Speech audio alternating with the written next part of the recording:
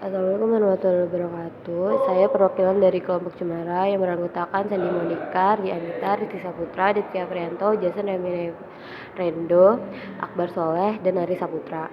Di sini saya ingin mempresentasikan tentang pengertian Automatic Water Level Recorder atau AWLR. AWLR ini perangkat elektronik yang dirancang untuk secara otomatis mengukur rekaman dan monitor tingkat air di suatu lokasi. Perangkat ini biasanya dilengkapi dengan sensor atau sistem pengukuran yang dapat mendeteksi perubahan tingkat air. Dan hasil pengukuran tersebut dicatat dalam format data yang dianalisis.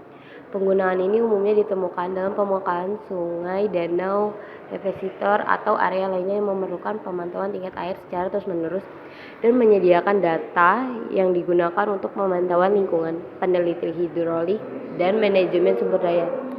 Fungsi Automatic Water Level Recorder, alat perekam ketinggian air otomatis digunakan untuk mengukur dan mencatat ketinggian air di berbagai perairan seperti sungai, danau, ataupun sumur. Fungsi AWRL 1. Pemantauan berkelanjutan. Mereka terus-menerus memantau ketinggian air dari waktu ke waktu, menyediakan kumpulan data atau kompresi untuk dianalisis.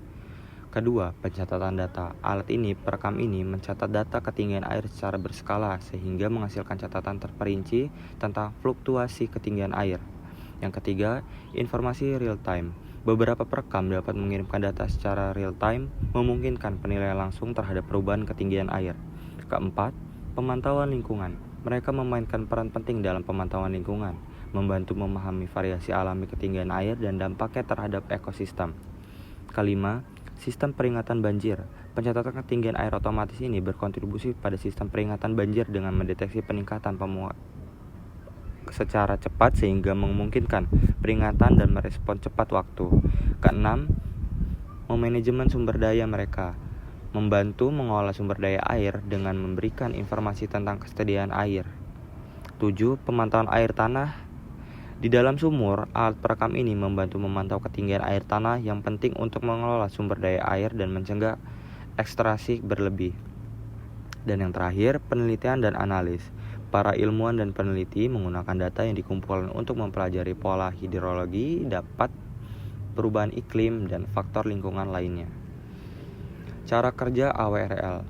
Prinsip kerja AWRL adalah dengan menghubungkan kabel antara pelampung dan beban yang akan ditempatkan oleh Purley. Pelampung akan ditempatkan pada permukaan air sehingga apabila terjadi perubahan posisi dan pelampung akan menyebabkan perubahan dari sistem Purley tersebut akan memutar potentiometer sehingga jumlah tegangan yang masuk akan berubah. Jumlah tegangan yang masuk akan menjadi input atau output sensor mekanik yang dikeluarkan secara sinyal analog yang digunakan sebagai data masukan. Dampak positif AWRL merupakan pengelolaan air efisien. Sistem ini membantu memantau ketinggian air secara akurat, memungkinkan pengelolaan sumber daya air yang lebih efisien dan mengurangi resiko kelangkaan air.